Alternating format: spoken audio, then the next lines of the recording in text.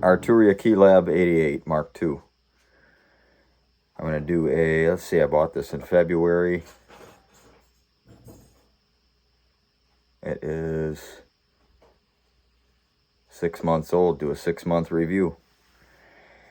So, I got a good list of pros. And I really only have 2 cons. There's only really 2 things I don't like about it. One of them is not really that important, but the one of them is. So I'll start off with, I've been really busy for a while.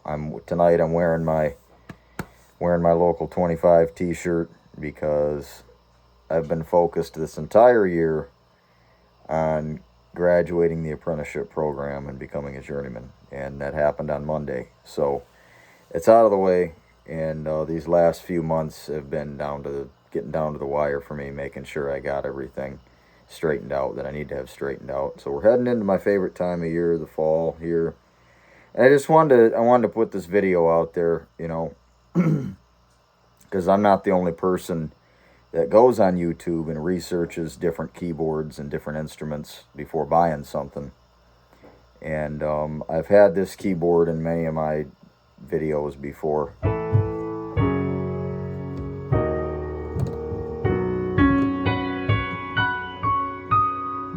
So I need to also throw out there, I'm not a professional. I don't have professional AV equipment. I tried to be a little different tonight and throw this par can over here, and it's just not working out for me. It really needed to be background lighting, but nonetheless, I'm trying. I don't have a professional video switcher or anything like that, and I still don't believe that for me to be necessary in being informational, you know, being informative. I don't really think I need all that stuff. I'm not to the point where I really need all that stuff yet. I haven't really put a lot of time into this YouTube thing. I'm just kind of taking little videos here and there. So I'm going to flip this around, and you know, you'll get to kind of see a little bit about what I'm talking about here. So Arturia Keylab 88 Mark II. I'm going to be talking about the pads tonight. So I'm not going to flip the camera around every time that I do something, but you'll know now. So that's the pads, you know, right there. I'll be flipping the camera around. These are the knobs here. I can't really even tell how good I'm doing, but I'm trying, baby. I'm trying. So I guess I need to come back more like this. Yeah. So, yeah, these would be the faders, selector buttons, knobs. Down here I've got the pads. These 2 rows of 4, these 8, these are all I have set to being like a momentary switch. And I'll talk about what I'm using them for. These are all toggle on and off switches. I don't even know if you can see what I'm doing. I need to come over a little more. So yeah, these are all just toggle on and off. That's the way I have them configured. So that going right away, that's going into a big pro of this keyboard.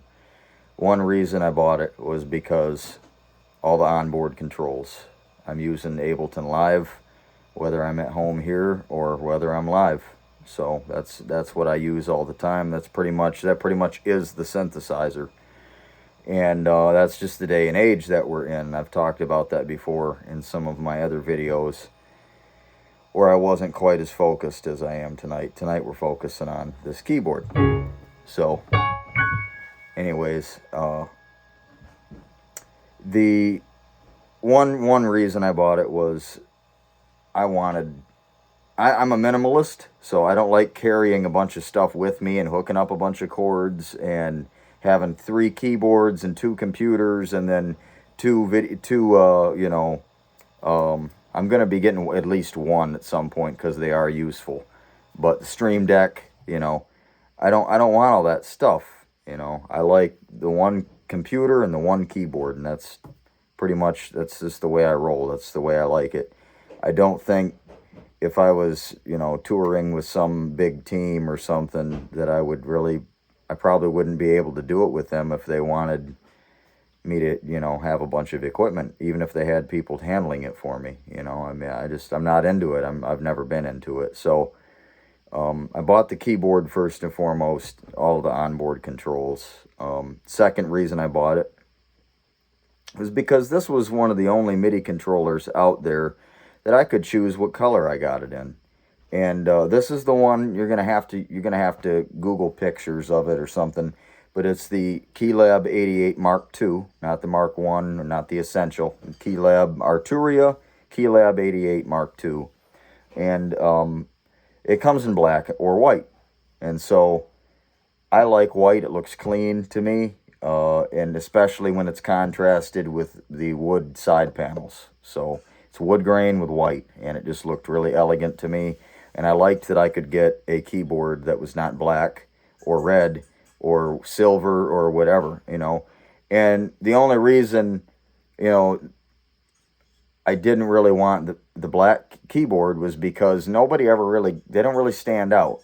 They all look the same, you know. You can't really, if you've got my P100, you know, it's the standard keyboard black.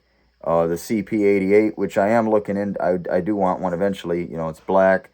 All of the Studio Logic MIDI controllers, black, you know. They're all the same, you know. There's no, there doesn't seem to be any personality to them, you know. And so I really liked the different, you know. I liked the white with the wood grain on the side, you know. And this looks just as good with the black. That just wasn't my preference.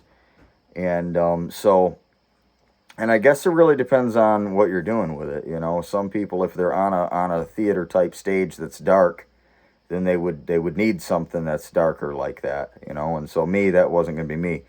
You know, I mean, I'm on different stages, but doesn't really matter, you know. I don't have to have a certain color keyboard to be on the stage, you know what I'm getting at? It doesn't really matter. So I do like Nords, but they're just a little overpriced for what the reasons they're sought after. They're overpriced. I do like the red. I do think it's cool. Nord does make a good product, but they're overrated for the wrong reasons. So at any rate, that's the second reason I got it. White wood grain side panels looked really clean. Third reason I got it, it only weighs 30 pounds. And I can pretty much pick it up. Even though it's wide, it's 88 keys wide.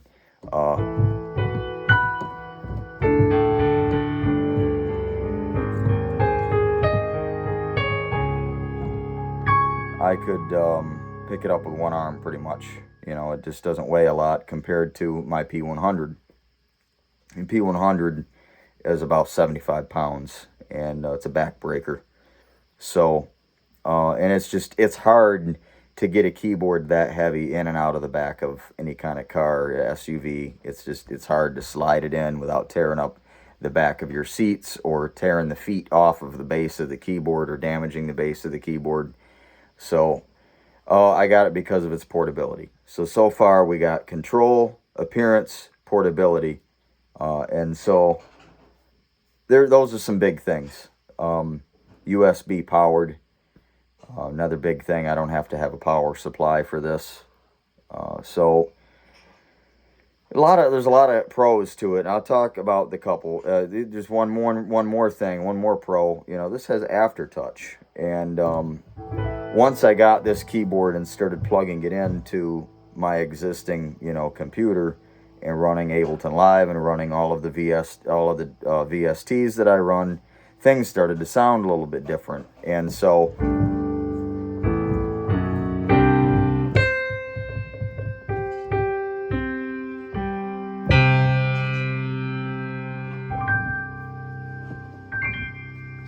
I noticed right away, you know, there's a lot more of a hammer noise present the harder I strike the key.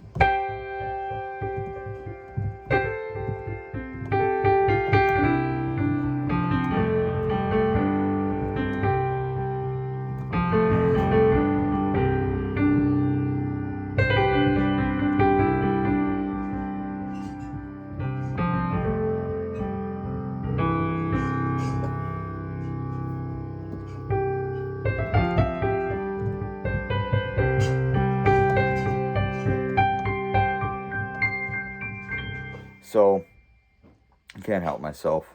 So reason behind that, it has our aftertouch. And another thing I learned in buying this, I started to learn about different keyboard actions that are found in electronic keyboards, as opposed to, acoustic pianos have the same type of personalities, as these keyboards do. They're just acoustic pianos. All acoustic pianos feel different. They're made differently. The actions of the keys, they're assembled differently. Some of them are mass assembled on an assembly line. Some of them, like Steinways, they're all made and put together by hand. Whereas, obviously with keyboards, all of these electronic hammer weighted keys they're made on an assembly line also. But the Fatar TP100 LR is the model of the piano action of this keyboard. I didn't know about any of this stuff prior to buying this keyboard, and this is the one con coming up right here. Not being able to figure out what is with the keys being so heavy on this keyboard. Why is it so, why is it like walking through a field of weeds, whereas you play like a Yamaha keyboard and it's like, it's like you got roller skates on, that's the difference, So I couldn't figure it out, and I did some online. This was after I had bought the keyboard, because I never had put my hands on this at all. This was all a visual thing. I got it. The price wasn't too bad. I needed a new keyboard. I needed something that was going to give me control over my computer, that was going to be portable, and that looked nice, So all the boxes were check marked, and so, I got this thing and I got it home and I, put my hands on it and I was like, wow, that's really a nice, it does have a quality feel to it. But because I'm used to Yamahas, I grew up around a Yamaha digital piano. I play a Montage 8 fairly often. And then my P100, it's a Yamaha. And so...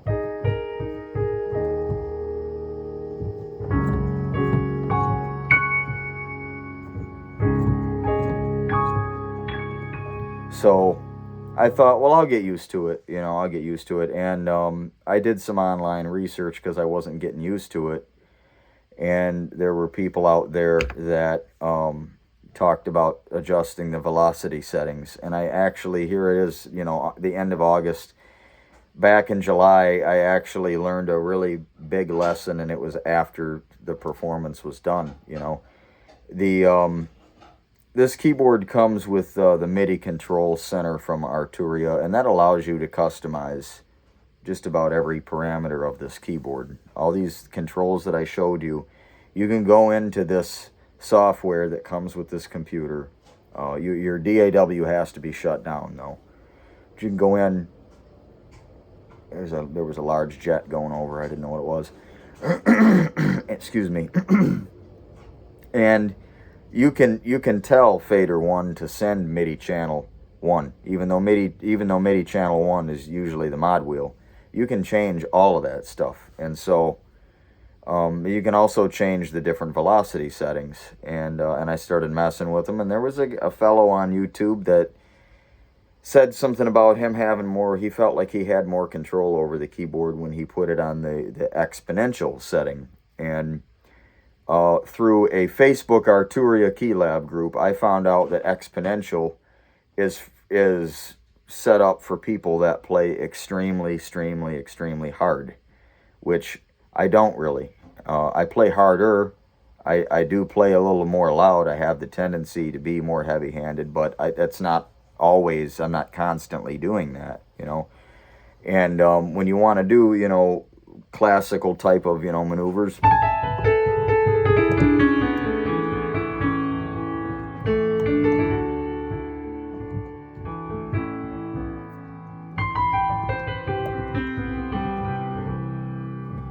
you want the keyboard to be able to pick up what you're doing, because when you do it like that little, I don't even know what it's called, but I just love the way it sounds. It's basically, it's part of a scale, but and And it's actually very hard to do on this keyboard because it has the keys are physically heavier.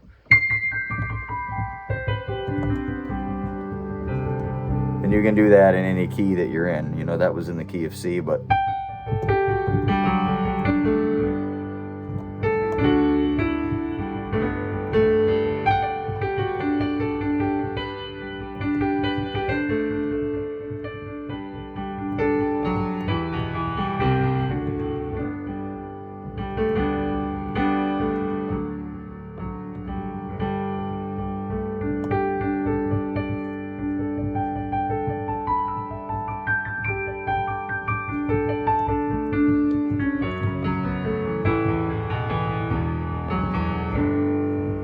so exponential is definitely not the setting to use, I found out.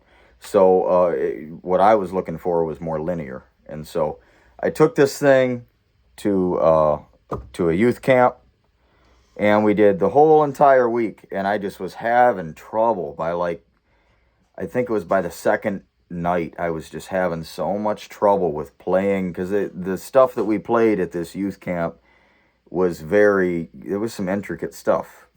There was some intricate piano solos, and I was not having difficulty exactly. I had some difficulty with some of the solos. I'm not going to be lying and saying that I wasn't, but some of them I was unprepared on, flat out, and I'm not going to pretend that's not true. But once I did have them down, you know, it was physically trying to get it to translate, and so I had it on that exponential setting, the velocity settings on here. I had it on the EXP, because this guy on YouTube says that he felt like the keyboard responded better to him. Well, that's to the user, he was the user that, changed that setting because he felt that's what it needed to be. Whereas me, I need the linear function. Linear is, basically you're getting out exactly what you're putting in, if you're soft. So the one con is the heaviness of the keys. The velocity setting did help, but it didn't change the physical. This is a hardware issue. But with that con, there is a pro. Okay, it's extremely sensitive to very, very soft playing.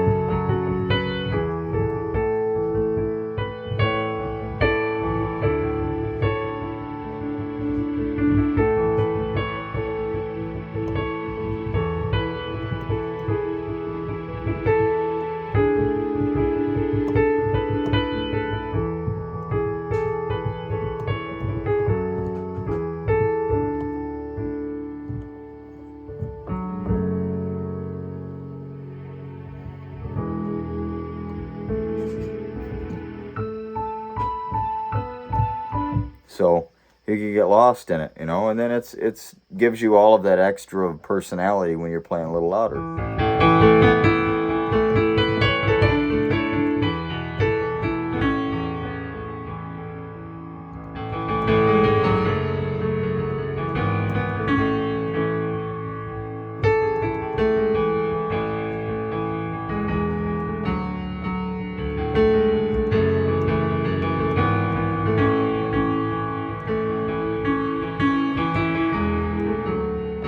So, it works out. It's just a matter of, it really did come down to a matter of me getting used to it. And I've gotten used to it. I decided once I got back from that camp, among other things that I decided I'm going to leave this keyboard out, and I'm going to make myself get used to it, and I'm going to figure this stuff out, because I paid some good money for it. And previous to that, I was just wrapping it back up and storing it and going back to my my Yamaha P100. And so I decided to quit doing that. So a lot of pros. Even the one con has a pro. So I'm getting used to it. I like it. The other con was it's not compatible with the Yamaha FC7 expression pedal. So I had to buy a Nectar, and I don't really know the model of it, but it's deemed a universal expression pedal, and the envelope open and closes on it about this much.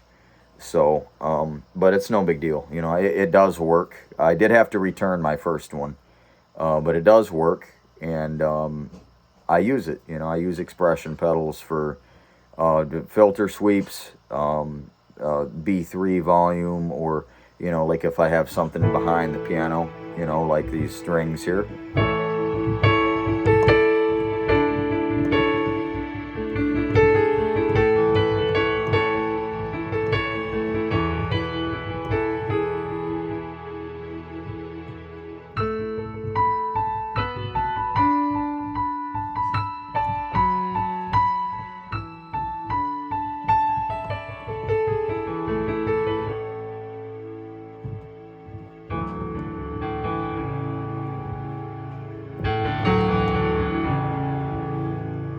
You guys remember this one?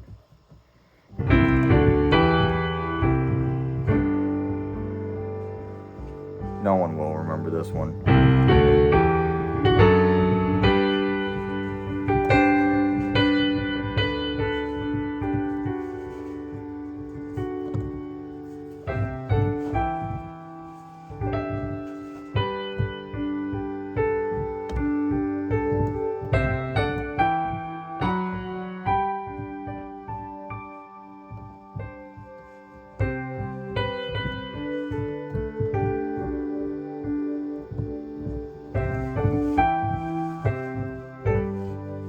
Let Your Glory Fall, Don Moen, 1997.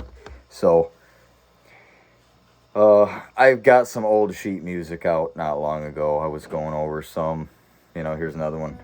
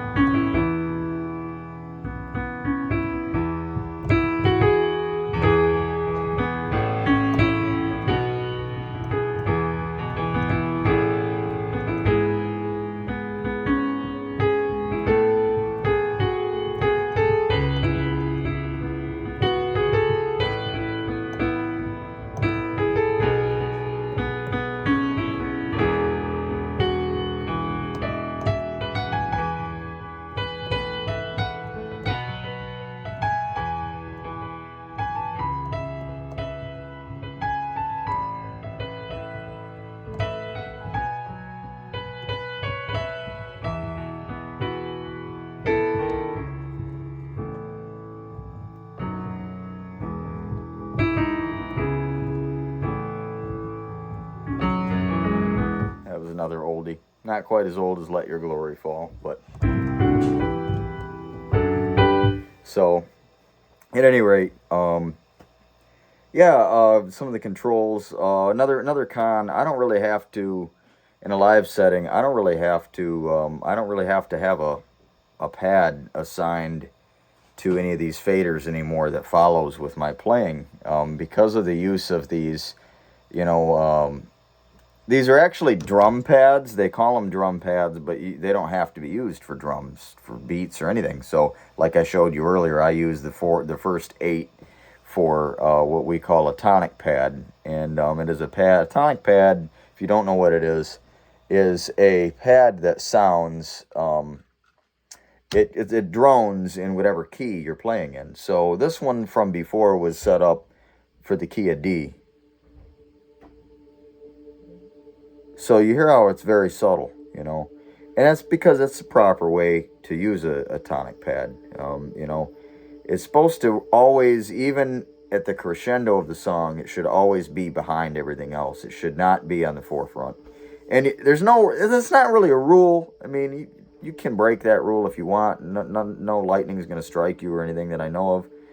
But I just find it to be I find it to be better. I think it's probably just a opinion, you know. But in my opinion, I feel like tonic pad should always sit behind everything else. And so um, I have it all set up here. So when I move this expression pedal, you'll notice it'll sound like it's getting louder, but it's not. It is the filter opening up.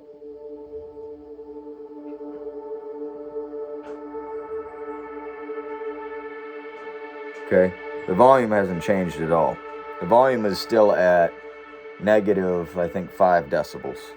Okay, and so that's something.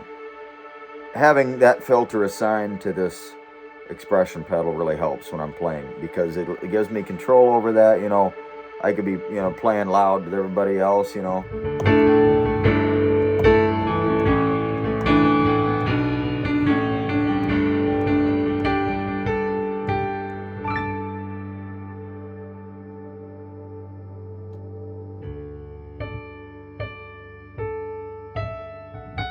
Add a little bit of reverb in.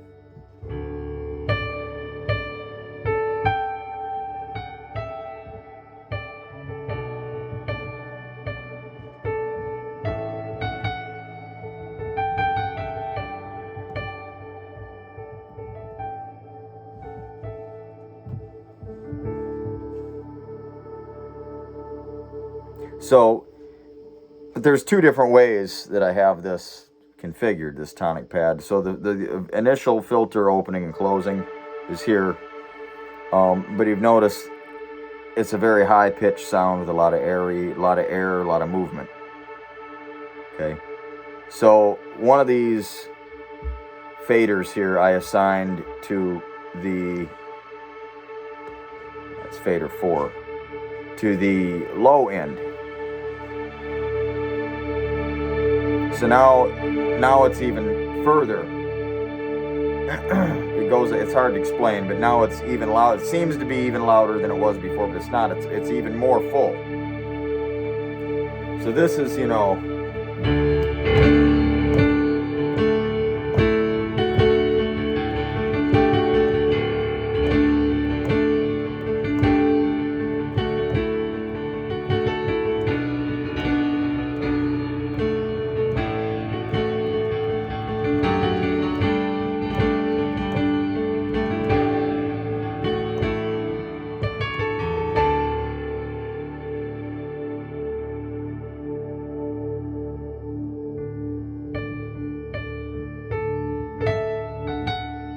so all that low end is still there, but that filter is now closed, and this would be useful for coming out of a moment like that, where people are still engaged in what the words that just came out of their mouth, whatever just happened in the room, whatever is going on in this moment of worship. You know, you don't want to just shut it all the way off on them. You know, so having this low end present, again, the volume hasn't changed at all. Having the low end present, not having just, you know, that real high pitch thing, and you can use that too. Another thing you can do, if this moment is going to continue on and on and on, and you know it's going to, throw some shimmer, you know. And I'm using a built-in Ableton shimmer that I need to tweak a little bit because it's not quite right. But if this was coming, I'm going to turn that off. It's getting hard to talk over.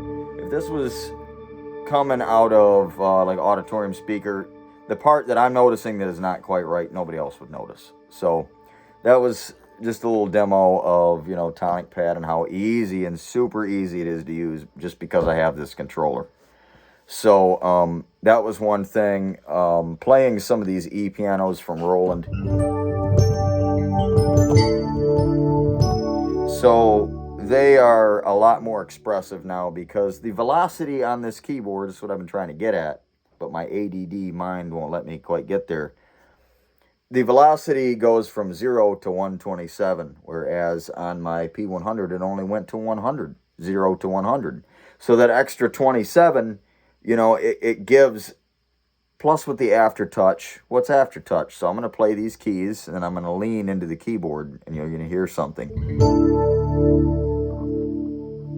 And this is a sound that doesn't have any aftertouch in it. So I'll have to find one that does. But aftertouch is basically, it's an additional expressiveness that comes after you have hit the key. And it's only unique to digital keyboards. Acoustic pianos don't do it.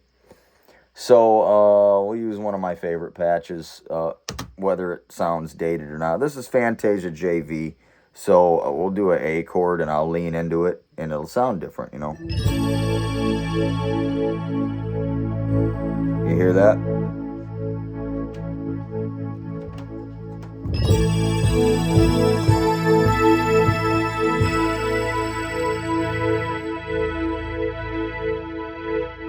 So you can make it kind of do like a LFO type effect, you know, if you want to lean on it all day, but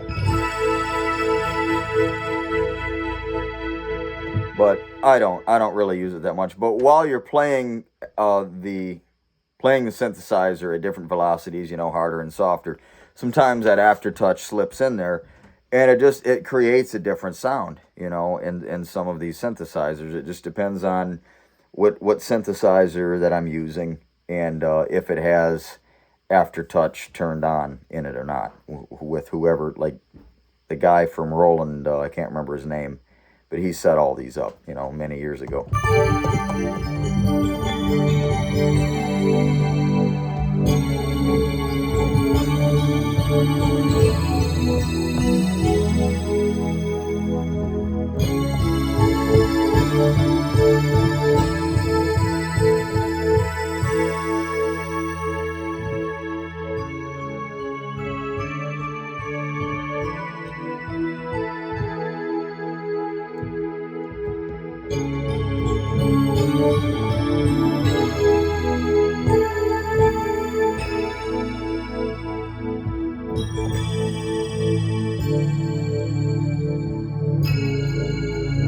So that's an old sound that I heard it a lot when I was a toddler. So this is a synthesizer I'm using. It's called a Roland JV1080. That's a patch called Fantasia JV. It was present probably starting, I'd say, 1992 or 1, because the original Roland JD990 had a Fantasia patch in it. It was called Fantasia 90s, and or something like that, you know. And it sounded very similar to that. This was tweaked a little bit because this was newer. So this is a module they made from 1994 to 2001, I think. So, but I heard it a lot as a kid, you know, and it's just nostalgic to me. Yeah, I don't have much of a use for it live though, but I use it by myself sometimes when I just want to mess with it, you know. You can use it at Christmas, you know. It's, you know.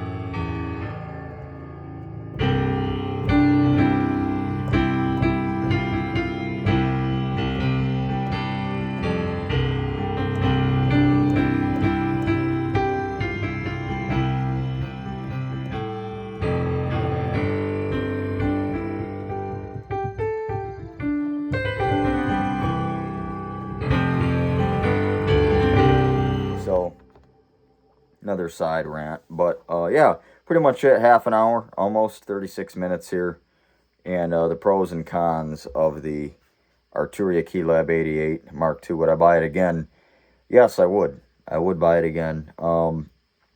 And I would recommend anybody that is looking for those, you know, those three things that I was talking about: control, portability, and playability. You know, those three things. You do get, I mean, I'm picky when it comes to the way it feels. I have gotten used to it, and I'm excited that I still have it. And I was, for a while there, I wasn't sure. Changing that one setting in the MIDI control center really helped. So going from, you can do a customizable one where you can set the minimum and maximum and all that stuff. I tried that and it just didn't work. So the linear was good for me. And don't forget, if you have a piano, like if you're using Piano Tech 8 like I am, you need to configure that program to your MIDI controller. So you need to go in and configure the sustain pedal, the keyboard, the directions are all in there. You need to configure the velocity settings. So that way that those pianos will be, they will communicate with your MIDI controller to the best of their ability, and you'll get the most out of your product, and that's what I want to see people do, is get the most out of what they have. And so I did do some more tweaking real quick before I go to some of the pianos. I was experimenting with some of the, I've always got to shout out Piano Tech 8. This is a New York Steinway concert model. I was playing with some of the microphone settings, and I was able to create a sounds like you're live, in a big room. So I'm using 5 microphones, 2 at the piano, and there's 3 in the back of the room spaced out. The middle microphone is obviously panned in the center to both left and right, but the left microphone is panned to the left, the right microphone panned to the right. The ones under the piano, when they're actually in front of the piano, are in stereo.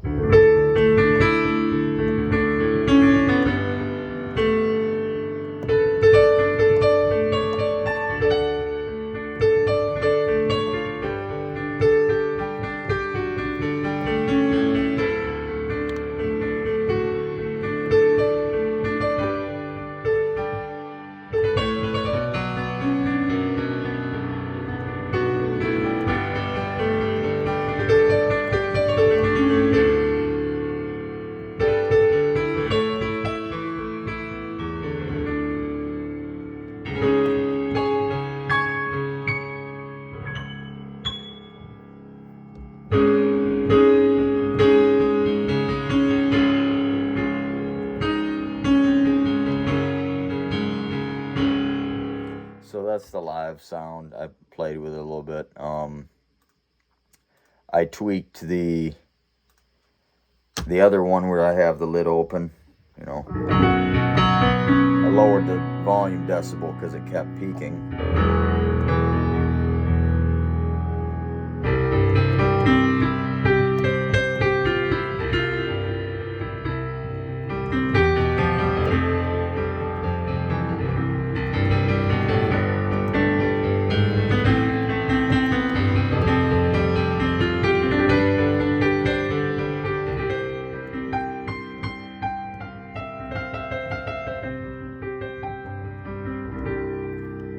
So I'm enjoying it, having a great time with it. There's the closed lid, the Rhodes and Steinway. I tweaked this one up a little bit. It's what I was trying for like 2 years to get this combo of these two to sound the right way, and I finally achieved it. I'm excited about that.